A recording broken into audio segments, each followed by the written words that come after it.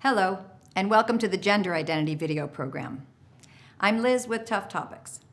There's a lot to learn in dealing with this tragic and unjust state of confusion. So this video program has 5 parts: biology, social sciences, testimonials, other victims, the female athletes, and love of neighbor. And woven throughout these 5 will be reminders of what it means to be human. So enjoy watching the video, and afterwards enjoy the role-playing scripts. Thank you.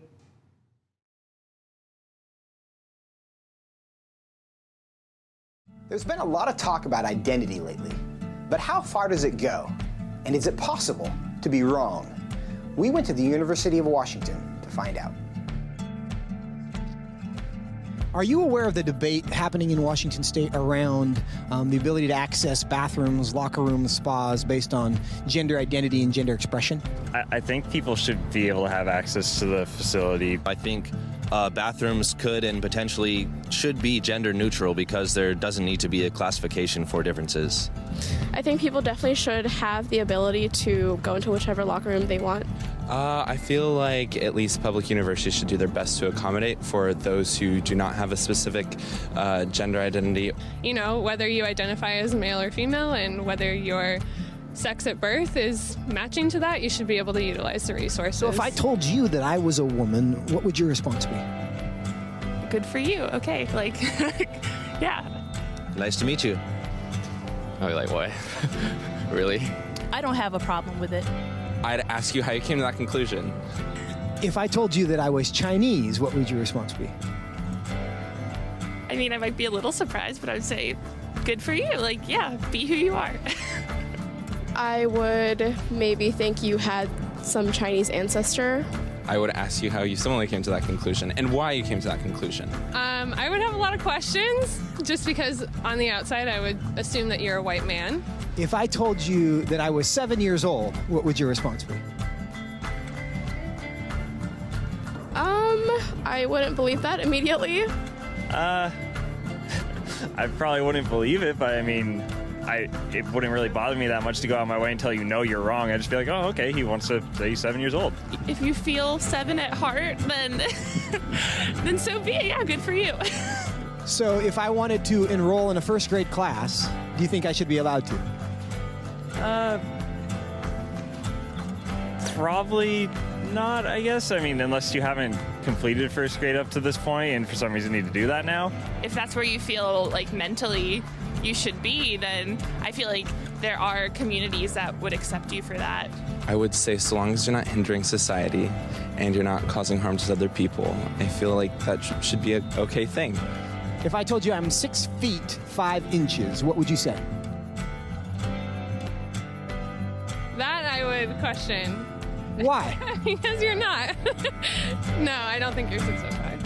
If you truly believed you're 6'5", I don't think it's harmful. I think it's fine if you believe that. It doesn't matter to me if you think you're taller than you are. So you'd be willing to tell me I'm wrong? I wouldn't tell you you're wrong. No, but I say that I don't think that you are. I feel like that's not my place as like another human to say someone is wrong or to draw lines or boundaries. No, I mean, I wouldn't just go like, oh, you're wrong, like that's wrong to believe in it. Because I mean, again, it doesn't really bother me what you want to think about your height or anything. So I can be a Chinese woman. You sure. But I can't be a 6'5" Chinese woman. Yes.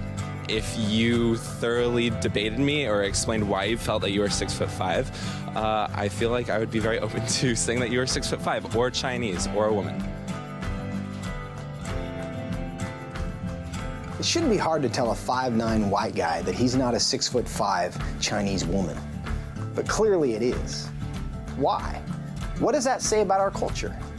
And what does that say about our ability to answer the questions that actually are difficult?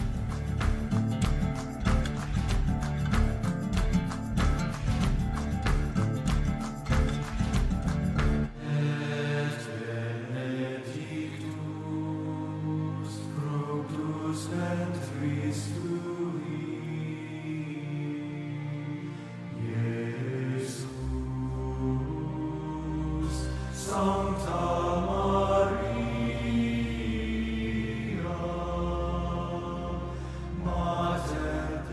So there's a fair amount of confusion about what the terms sex and especially gender mean, so let me define the terms. The word sex regards whether we are biologically male or female, but we can be more precise and further distinguish between our genotype and our phenotype. The genotype is our genetic constitution. At fertilization, the 23rd pair of chromosomes establishes the sex of the baby. An XX combination means the baby is female, and an XY combination means the baby is male. So the baby's sex is determined before it is even considered a fetus. The phenotype regards the observable traits that develop. During the first weeks after fertilization, the male and the female embryo are anatomically indistinguishable. They look exactly the same. However, after a few weeks, the male embryo begins to develop testes, and the female embryo develops ovaries. These produce the hormones that develop the genitalia. By the time the baby is born, it has a phenotype that looks fully male or fully female. This phenotype continues to develop as the child grows, especially during adolescence, when their bodies change in size and shape. Girls grow breast tissue, boys grow facial hair, they experience a change of their voice, and so on.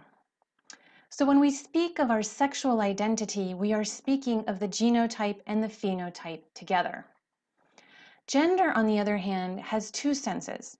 The first is psychological, and the second is sociological. First, gender regards our self-understanding as male or female, our consciousness. Sometime around age 2 to 3, the typical child begins to become aware that he or she is a boy or girl. This awareness happens by interacting with people around her, by seeing other girls, by seeing boys, and learning to distinguish the two and understand which group she belongs to. This self-consciousness of her biological sex matures over the years as her body changes and as she better understands it.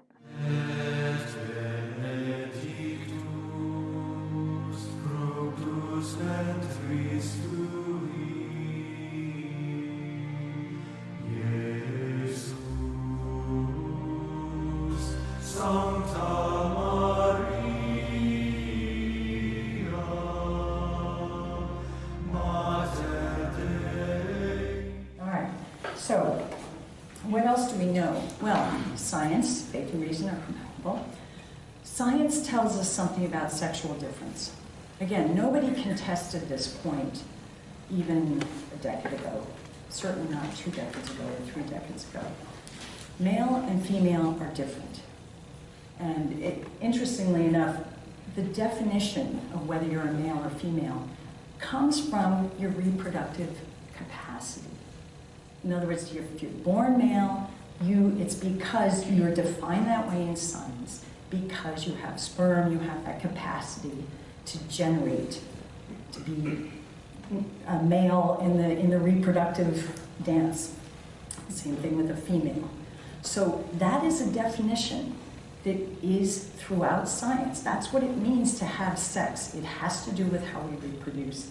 And something that we as a culture have sort of forgotten. Sex has become this other thing that has nothing to do with reproduction.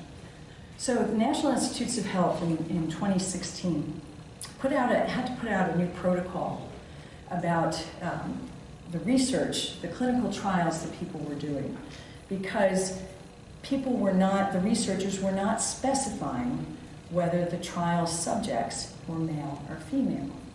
And they put out this protocol saying, you have to specify who this trial is being conducted on. Why? Because males and females are different. Every cell has a sex, and that's a quote from the NIH protocol. Every cell has a sex.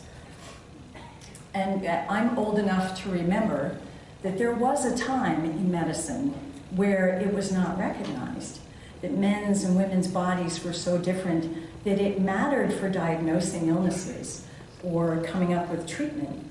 It mattered whether we were male or female, but science didn't. It took a while for science to get there. So men were the clinical trial subjects.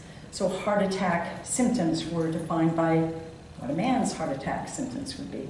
Lo and behold, they figured out that that wasn't always true for women. So we've advanced as a culture on the one hand, recognizing these very real differences. Cancer hits women differently than it hits men, on and on. You can go through all sorts of aspects of health and diagnostic medicine that reinforces this idea that there is a difference between men and women. And again, that says nothing about our equality and our dignity. We have equality and dignity, but we're different. What else? There have been numerous brain studies to show, yes, and genetic studies, there are differences between men and women. Again, instead of viewing that as one's better and one's less, we're different. We're different. It's not that one is better than the other, we're just different. Now, what's different about gender and gender identity? Gender, as it's come to be known, and I'll go into a longer explanation in a second, there's no test for it. There's no specific thing you can look for in the same way like when you do a blood test or you do a genetic test. Gender is a feeling. Gender identity is a deeply held feeling about whether you're male or female. But it's a feeling. There's nothing you can do in medicine that's going to diagnose gender identity. It's a completely subjective experience. Okay, different from sex. So that's the first thing to realize. Now what about intersex? Some of you may have heard about the intersex phenomenon, because lately it's been proposed as if intersex is sort of a third sex or a third alternative, and it's not. Intersex conditions are properly called disorders of sexual development. Why? Because again, the sexual distinction has to do with reproduction. When something goes wrong, usually in utero, when a child is being developed, you can have a child born where there are chromosomal defects, or there's a defect in terms of how their genitals developed, or sometimes the hormonal things that may not even be obvious until later. There's a bodily, something went wrong with their bodily development that is completely different from the idea of someone who is transgender. Transgender comes from the idea that this feeling of who you are doesn't match with the body you're given. But your body is perfectly normal. So it's different from the intersex phenomenon. Gender is closely related to a faithful acceptance of my own biological reality. The individual sees that he is male, he has the idea of being male in his mind, and he communicates that truth to others. We can distinguish 3 stages of our sexual development. We begin with a genotype, we develop a phenotype, and in reaction to these things, we become conscious of our sex and we communicate our gender to ourselves and to others. With transgender identity or gender dysphoria, there is no deviation in the biology. The best research tells us that the genotype and phenotype of these individuals is normal. The problem rather lies in their mind. The issue is that they have an overvalued idea in their mind that leads them to reject their biological makeup. In fact, clinicians rule out an intersex diagnosis because their bodies have developed in a totally normal way as male or female. Frequently, they will dress in a gender-neutral way or dress like the opposite sex. Often they'll say things like, "I am a woman trapped in a man's body." They may even seek hormonal treatment or plastic surgery to alter their appearance so they look more like the biological sex they wish to be. So where does this come from? Well, the theory behind this whole conflict of sex and gender says that instead of understanding yourself as a unity of body and soul, in other words, you have a sex, you as a person, your sex is part of who you are. You're not sort of a divided person with your body being like a bodysuit that you can change or take off. It's not a tool, a thing you can use and manipulate. You are male or female. Instead of saying that, for a variety of ideological reasons, which I'll touch on later, this whole idea of gender is explained through different images like this, the genderbread person. And this was actually used by USAID during the Obama administration to train people working overseas with American State Department officials, USAID. Why? Because they wanted our collaborators overseas to think about the human person according to this idea, which is not the Christian idea. It's not rooted in science. What is this idea? The human person is fractured. You have all these different dimensions, and none of them need to line up. So you have your gender identity, right? That deeply held sense of who you are, male or female, or something else. It can be something different. Your gender expression, how you cut your hair, what clothes you like, what activities you like to do. That's another dimension of who you are. Your biological sex, which, note the terminology in this first version here, people still called it biological sex. That changes. But then your sexual orientation, who you're attracted to, your romantic orientation, different from your sexual orientation. So the idea is the human person is not an integrated being. It's a fractured identity. None of these things need to line up. So some people, sort of the next phase was to promote the idea of the gender unicorn. Why? Some people thought the gender-bred person looked a little too masculine. So instead, we have the gender unicorn. And it's actually cuter if you're trying to teach kids this idea of the human person. It's easier to do with something cute like a gender unicorn, and there's sort of a little mythical element that says you can be what you want to be. And that's very much what's happening here. So your gender identity is now not just male or female. I feel like a male, I feel like a woman. It can be somewhere in between. It can be neither. So your gender identity is suddenly more fluid. Gender expression, again, it can be anywhere on the spectrum. No longer speaking of biological sex, we now speak of sex assigned at birth. What's the problem with that?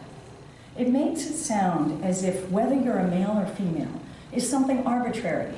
You're born, the doctor takes a look and just, male, female, just sort of assigns you, makes his best guess or her best guess, instead of recognizing there's a reality.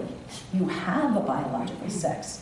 But now, and you'll see this in school policies, in medical protocols. Now everything is sex assigned at birth, as if it's just an arbitrary classification. Again, and then sexual orientation, romantic orientation. And if you look, this was plotted. So a person could be anywhere in any of those dimensions. So nothing has to line up. Again, think of the Christian vision of the human person, a unity of body and soul. This is a fractured vision of who we are as human beings. And then the latest iteration, if you notice, this gender elephant has a little fig leaf in the genital area. Why? Because the previous versions had the chromosome symbol, and they wanted to get rid of that because that suggested that there was something fixed about chromosomes, that there was a reality there.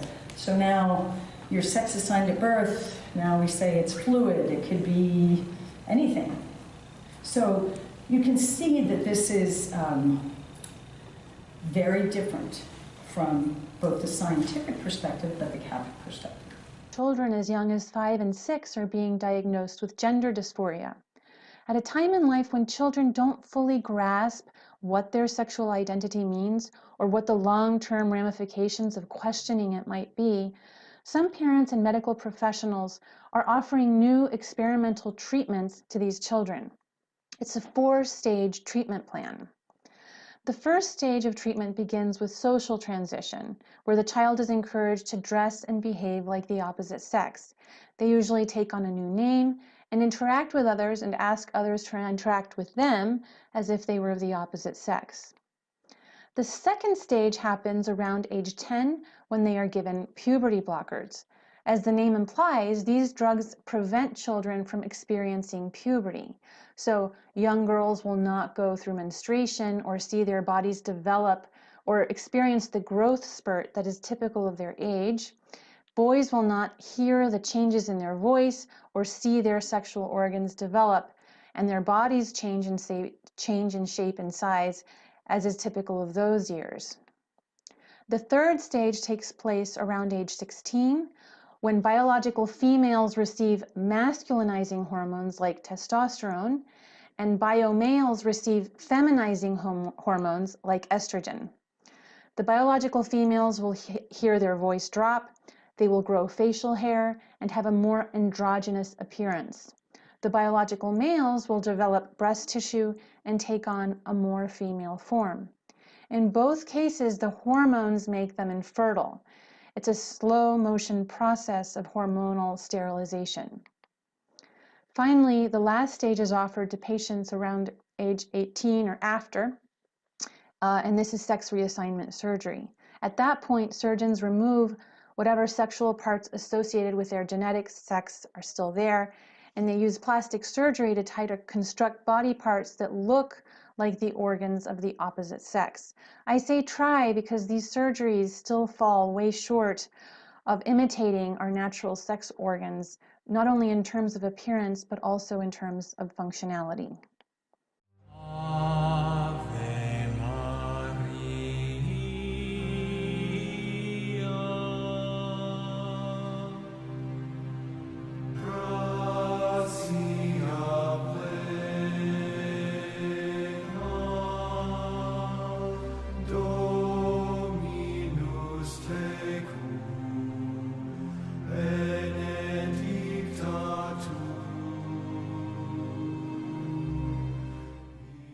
Just as sex reassignment fails as a physical matter, the best medical studies we have so far suggest that it also fails as a psychosocial matter, that it doesn't bring the wholeness and the happiness that patients are desiring. The best medical evidence we have suggests that even in cultures that are generally transgender friendly, and even where the procedures go well as a cosmetic matter, people who undergo sex reassignment surgery still face a host of heightened risks in terms of underlying depression, anxiety, suicide ideation, suicide attempts, substance abuse, alcohol abuse, etc. So Dr. McHugh wrote an essay for Public Discourse after Bruce Jenner came out as identifying as transgender. He writes, "Transgender men do not become women, nor do transgender women become men. All become feminized men or masculinized women, counterfeits and impersonators of the sex with which they identify. In that lies their problematic future. When the tumult and shouting dies, it proves not easy nor wise to live in a counterfeit sexual garb. The most thorough follow-up of sex reassigned people, extending over 30 years and conducted in Sweden, where the culture is strongly supportive of the transgender, documents their lifelong mental unrest. 10 to 15 years after surgical reassignment, the suicide rate of those who had undergone reassignment surgery rose to 20 times that of comparable peers."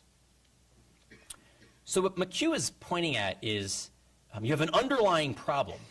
Imagine that you feel so much discomfort in your own body that you would contemplate reassignment surgery, and the surgery doesn't actually address that underlying problem, because the underlying problem wasn't with your body to begin with.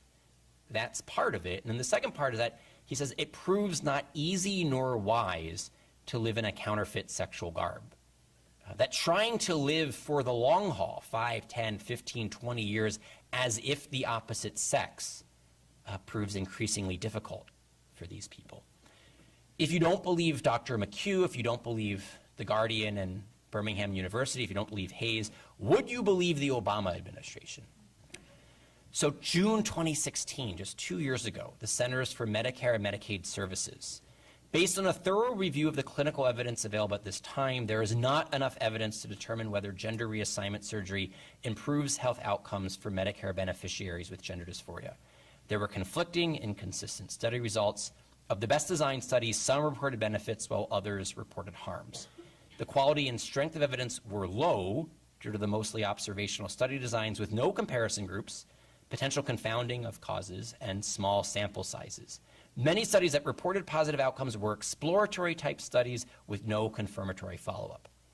So the Obama administration, just 2 years ago, is admitting there's no conclusive evidence, there's conflicting study results, and the ones that claim the positive outcomes are the most poorly designed studies, exploratory with no confirmation in follow-ups. That was the proposed memo, which came out in June. 2 months later, they have their final memo, which comes out in August. This slide just repeats everything I just said, so I won't read it in the interest of time. Then they go on to point out some of the mistakes, non-longitudinal, they're exploratory, they don't have controls. And then this sentence, after careful assessment, we identified 6 studies that could provide useful information. Of these, the 4 best designed and conducted studies that assessed quality of life before and after surgery did not demonstrate clinically significant changes or differences in test results after GRS, gender reassignment surgery. So think about what this is saying just 2 years ago from the Obama administration. There is a patient population that is suffering so much, they are contemplating and going through radical surgeries to radically transform their bodies. And the 4 best studies on this show no clinically significant changes in their test results after that surgery. So all of the problems that brought them to the hospital in the first place remain. They're not receiving the healing and the wholeness that they desire. And then in the next slide, the same decision memo from August continues. It's now referring to that Swedish study that Dr. McHugh quoted earlier. The study identified increased mortality, and this is one of the best. This is one of the 4. This is one of the actual most rigorous studies. The study identified increased mortality and psychiatric hospitalization compared to matched controls. The mortality was primarily due to completed suicides, 19.1 greater than in control Swedes. And in the next sentence, we note mortality from this patient population did not become apparent until after 10 years. So what they're getting at here is that frequently if you've been experiencing gender dysphoria and you think that living as the opposite sex is the solution to your troubles, at first it might provide some relief. You're fulfilling a desire that you've had, you're living something that you've been hoping for, and then 10 years later, after that, the newness of this identity has worn off, and after those underlying forms of dysphoria remain, that's when the study revealed the 19-fold greater increase of death by suicide. This is what McHugh was getting at when he said it proves not easy nor wise to live in counterfeit sexual garb. Most of the media studies will report 1 or 2 years after reassignment. Right? They say it's a glowing success. Look at how happy Jazz Jennings is. Look at how happy Caitlyn Jenner is. They won't necessarily report 10, 15, 20 years down the road.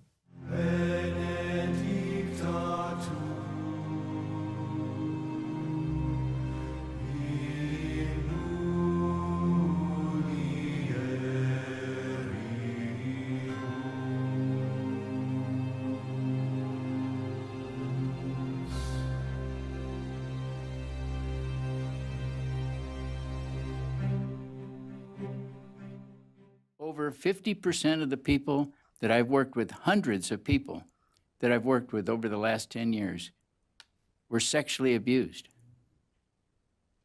Boys who were abused at a young age come to the conclusion that the only way they can prevent themselves from being sexually abused again is to cut off their genitalia and become females. In their mind, that is their defense mechanism for sexual abuse. Girls who are sexually abused want to be men as a way to fend off any intruder or sexual abuser because they will no longer be attractive for sexual abuse. Whether it's men or women, vast majority of them were abused as children. Many of them I sit with and talk with privately are in their 30s, 40s, and 50s before they're ever able for the first time to disclose they were sexually abused. It's too painful. I was sexually abused at 9 years old, multiple times, by my uncle. When I told my parents I was sexually abused, they said, "Oh, Uncle Fred wouldn't do that." Wrong. They said I was a liar. So now I had worn a purple dress as a 4-year-old. I'd been sexually abused, and now I'm a liar. You know, it's not a real good way to start off life, and you're not only 9 years old yet. We've got to start helping the young people. And when people ask for help from me, I have one simple thing I always ask them. Tell me what caused you to not want to be who you are. 100% of the time, they can tell me. They can tell me. I'm feeling the pain right now of them sharing with me some of these stories, because even I weep. They're ugly. They're horrible. They're so deep, nobody wants to talk about it. But we better start talking about it.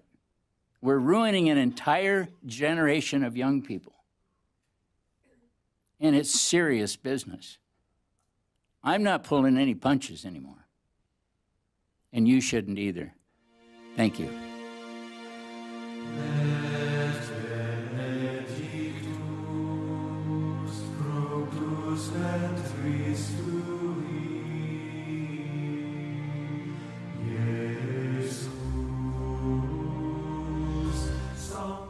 People a day. Last year, 3,500 people in the United States had sex changes.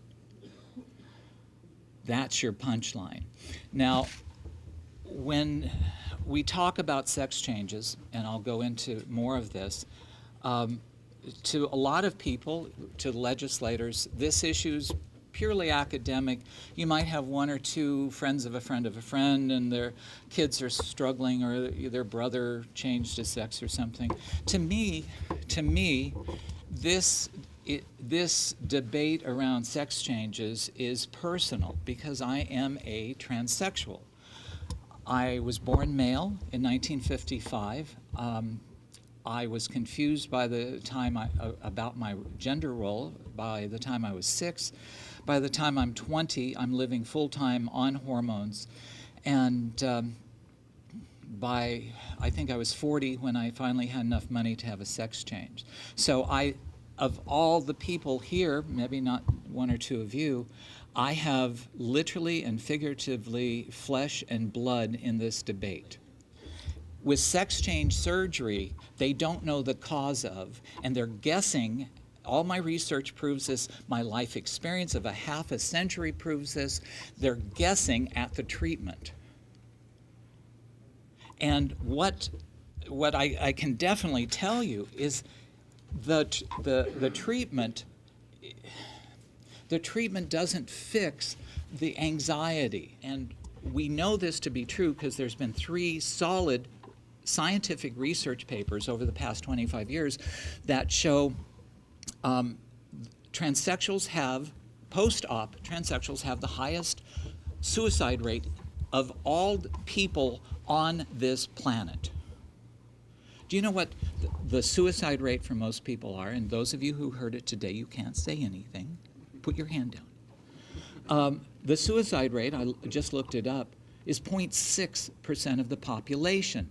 And transsexual suicide rate, after they get what they want, after we get what we want, is every other person. Now, look at this room. We've got 100 people here. Everybody, you've all had sex changes. Every person on this side of the room will attempt suicide. Yes, no, yes, no, yes, no, yes, suicide, no, yes, no, yes, no. We are talking every other person sitting next to you attempting suicide. It is a mental health issue. All of my friends, and I've been deep involved with the transsexual community, have mental illness. And so when you hear them say, well, it's because we're not loved by our mothers. No. It's because there's other things going on here that medicine has dropped the ball. So the solution, the first thing to stop this epidemic, and it looks from all indication to double every year for the foreseeable future. There's 3,500 this year. Next year, we're looking at 8,000 in the US. In the UK, they are getting 50 gender teenagers every day wanting sex changes. This is epidemic, and the AMA won't talk about it, the APA won't talk about it. And the solution, first and foremost, let's not create more. My solution is let's stop the surgical putting kids into the sex change system and prohibit kids under the age of 18 from having puberty blockers, cross-sex hormones, and sex changes. Why am I doing this? And a question that was asked earlier that I haven't been able to get to. People have got to see, I've got 40 years, 50 years of dealing with this, 40 years cross-living. I've got breast implants. They're 25 years old. My health from 40 years of hormones, massive doses of female hormones, has destroyed my body. Most women go on hormone replacement therapy when they're 60, 65, 70. I went on when I was 17, and my body is decaying. My doctor the other day said, I'm the equivalent of a woman 100 years old that's been on estrogen for 40 years. My eyes, I've got problems. And it's related to all of these drugs. It's related to having breast implants. It's related to having to overdose on estrogen to hide my masculinity. Not that my personality helps in any way. So, listen, I'm here to be an advocate for our children. Let's stop the epidemic. Let's stop the dam from flooding us first. We need your support. Shannon and her group need your support. David, from a therapeutic perspective, is here to lend support. This woman is amazing, Stephanie, and she understands the legalities that they're trying to push down our throats. My mother, who rejected me after I came out to her, never talked to me up until the time she died. I saw her a day before she died.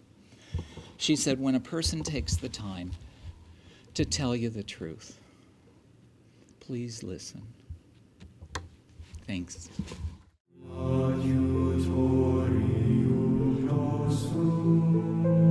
A transgender high school athlete who is biologically a male took first place in both the 100 and 200 meter dash at Connecticut's Girls Track and Field State Championships. When I'm at the start of the race, when I'm lining up and getting into my blocks, everyone already knows the outcome. Those two athletes are going to come 1 and 2, and everyone knows it. The Connecticut Interscholastic Athletic Conference, the CIAC, says that athletes can choose to compete for the sport in which they gender identify with. No one thinks it's fair because we all know that males are physically stronger than females and they compete at a higher level. Petitions are circulating in Plainville and Glastonbury after 2 trans girls swept the competition at the State Track and Field Championships. From third on, it's a little different. We're actually fighting for those spots, but in those meets, there's no way that one of us biological girls will be able to outrun those transgender athletes. Yes, it has been affecting track and field in Connecticut, but the door is open there for any sport.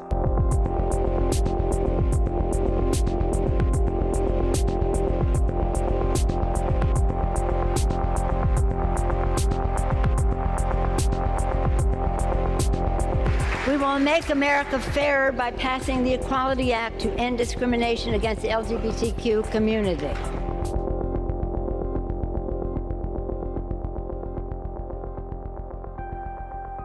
It will be the end of girls and women's only sport if we make simply gender identity the basis for eligibility for Right, you'll have men's sports and you'll have co-ed sports. It's giving the transgender females the right to compete with biological females, and eventually it's going to get to the point where the biological females will be on the sidelines watching their own sports. HR 5 will affect athletics, and it will change completely the landscape of competition.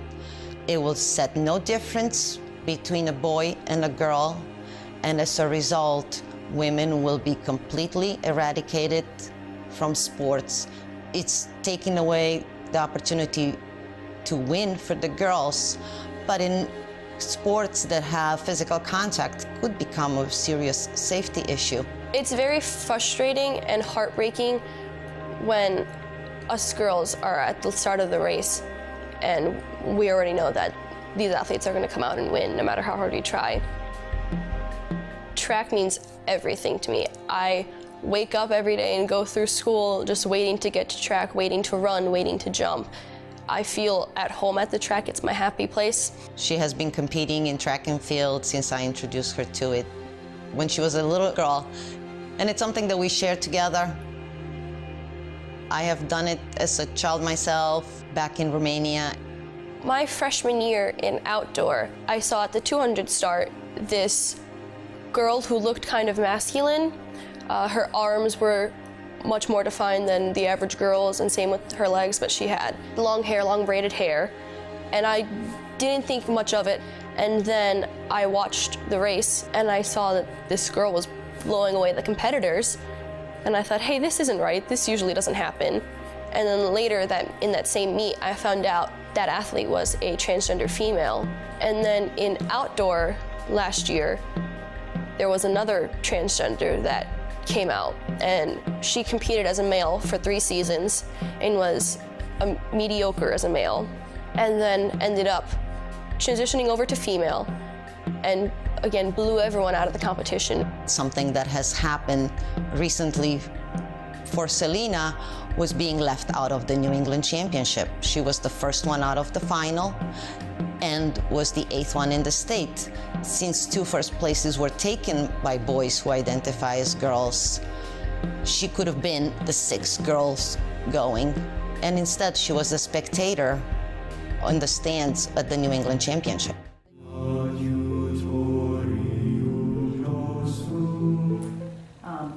Kind of a basic question. The reason why this is such a hot topic is because one of the most fundamental things that every person has to do, and certainly every young person as they're growing up, they grapple with that question: who am I? Who am I? What does that mean? How do I understand myself?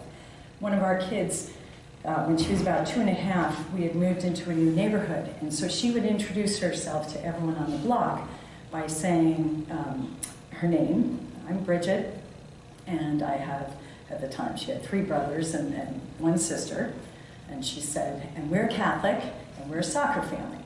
That is how she identified herself. And then she would always do this. She would put her shoe up and she'd say, I have new shoes. Those shoes could be like 9 months old, and they were still new to her. But that was who she was. And so when she was introducing herself, that's how she expressed herself. So let's talk particularly first about who we are. As Christians, as Catholics, the church has something to say about that. There's a truth to who we are. And the most important thing to know is you are a created being. That means you are, from the moment of your first existence, you are in relationship with God, your Creator. You are never alone.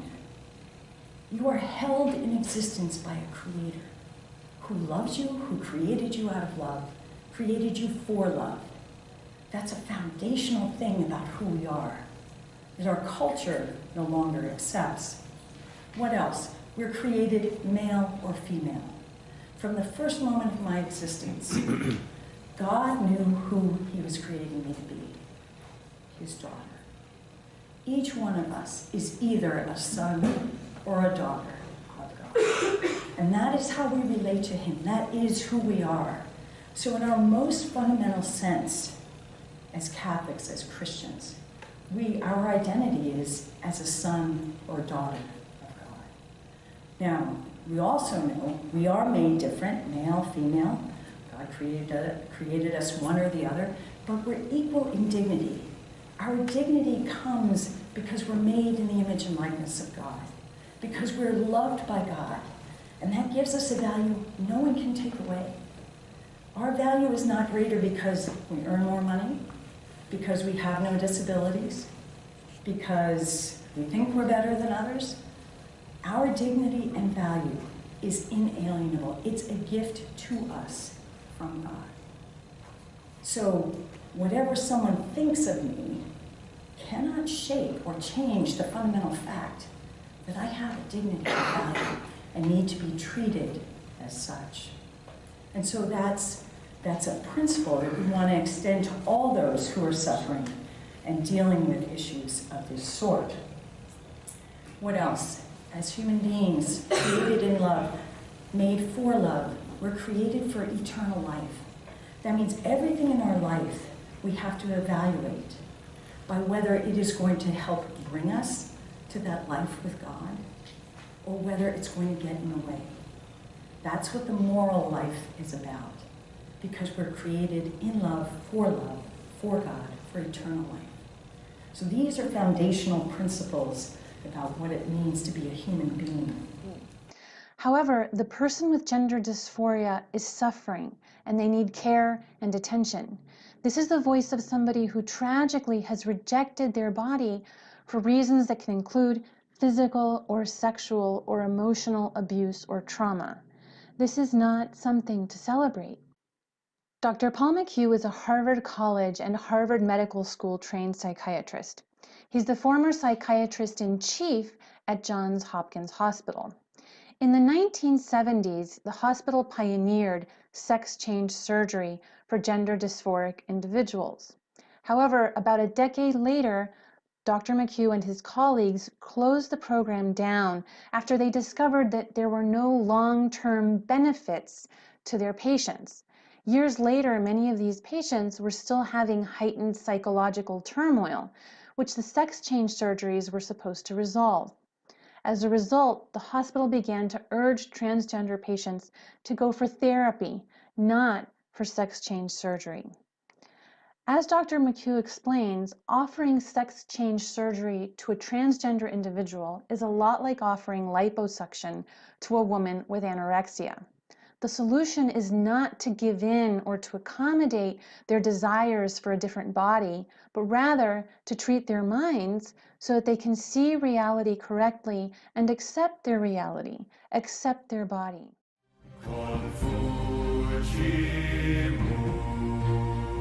Sancta Dei Genitrix, Signum Magnum, in hoc signum vinces, confugimus. So what does it mean to love? Okay, so this is where the classic definition of love serves us very well.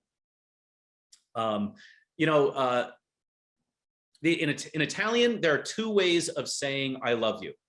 You could simply say ti amo, which is literally you I love. Or you could say, as Louis Prima did, great song, ti voglio bene, ti voglio bene. Sounds great because it's Italian, right? But it's a very kind of logical, even I would say like Germanic structure to it. It is literally, for you, I want what is good. It sounds terrible in English, right? Stick with ti voglio bene. Sounds wonderful in Italian. To love means to say, for you, I want what is good. To love means to will the good of the other, to will it. Sometimes you're gonna be able to do it, be able to act on it and actually do something for the other.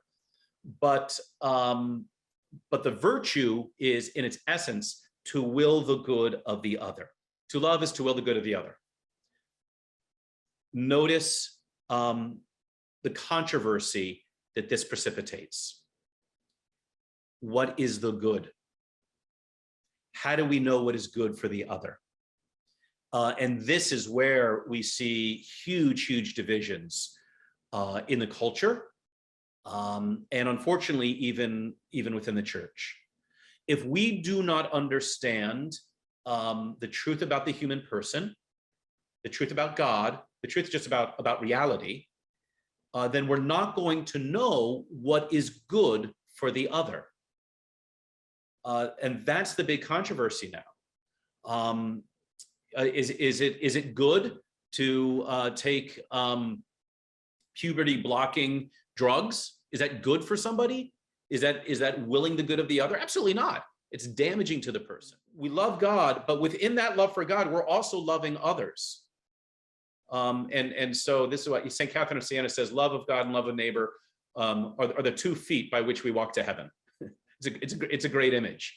And so here's another big error we make, is to separate them. Some people will reverse the order, or they'll just leave God out and just say, love your neighbor. And others will separate them. So love of God and love of neighbor are not connected. When we love God for himself, then we are introduced more and more into the truth. And so we can love our neighbor better. It's kind of like the theological equivalent of put your own, mask on first before you help the children in the plane, right? You've gotten that instruction. And so we have to seek to love God first by way of our prayer, by way of our worship. And when we develop there, we are made more capable of loving our neighbor. This is why Mother Teresa's nuns always make a holy hour before the Blessed Sacrament. And that's a part of their life that they will not give up, because unless they are growing in love of God in that prayer, they're not going to be able to love Jesus in the poorest of the poor. Our Lord slips in that third form of love, right? Love God and love your neighbor. And then like right between them, he puts, yourself. And that's really the proper ordering. To love God, to love yourself because God loves you. You love yourself because God loves you. You don't love yourself because you're awesome, because sometimes you're not. You love God because he loves you. You love your neighbor because God loves your neighbor. And when you love God, you're participating in his love for you and for your neighbor. If you do not love yourself, you're not going to be able to love your neighbor very well at all. And a lot of times people inflict harm on their so-called loved ones because there's not a love for that proper love for themselves. They either don't like themselves or they love themselves too much. Either way, there's a defect in that second one. And so that one, to my mind, is, and especially in pastoral work, it emerges to my mind is more and more important that to love God and then to love ourselves properly, because then we're going to be able to love others properly as well. Yeah, the person who has that proper relationship with God, loving him and receiving his love and therefore loving oneself, that person, kind of be careless in showing love for others. This is what we see in the saints. Saint Maximilian Kolbe, Mother Teresa, there's a certain carelessness in them that comes from their love of God and their knowledge of his love for them, and therefore their love for their proper love for themselves, kind of sets them free to love others in a scandalously generous way. Children use this, right? You don't love me. If you love me, you'd let me have my own way. Well, no, I love you, so I want what is good for you, right? And so yeah, that's what leads to tension and discord in relationships, is when there's not that proper understanding of love on one part or the other. And let me also point out, this is another area in which all the virtues are combined, because what we're talking about right now is the role of the virtue of prudence. Because prudence will help us to know what is the good to be done in this instance, and what is the good to be done for this person. I mean, there's certain goods that that apply to everyone, but then, okay, for this particular person, how do I will the good for this person? And what is good for this person, specifically in this situation? That's where we really need the virtue of prudence. And that heightens our awareness that what we're talking about here, this supernatural charity, is not sentimentalism. It's not just an emotion, because it needs this help of prudence to see the good that's to be done in a certain situation and for a particular person. We don't want to think of people just in terms of categories: Black, white, Hispanic, gay, bi, trans, whatever else. We want to think of people as persons. So we want to talk about just persons who have these experiences or claim this identity. The Truth and Love website is one that you should all visit, because it addresses precisely this issue. We are called to love every single person, and the question here is, how how do we express that love in a way that they can receive, that doesn't do that conveys the truth and doesn't do any violence to the truth? Okay, we don't want to fall into the trap of saying of bracketing the truth and then saying, okay, I'm going to love them. No, the truth is at the service of love and vice versa. It is not charity to approve of your loved one's vices. That's not charity. That's not charity. Okay, it's not charity for a spouse to approve of the other's, alcoholism or or gambling habit or whatever else. So I mean, this is not. It's not like we're singling out, one specific vice, but just applying it to that. Thank you so much again, Father Scalia, and thank you everyone Thank you. for being with us tonight. Always good to be with you. God bless you. Confuci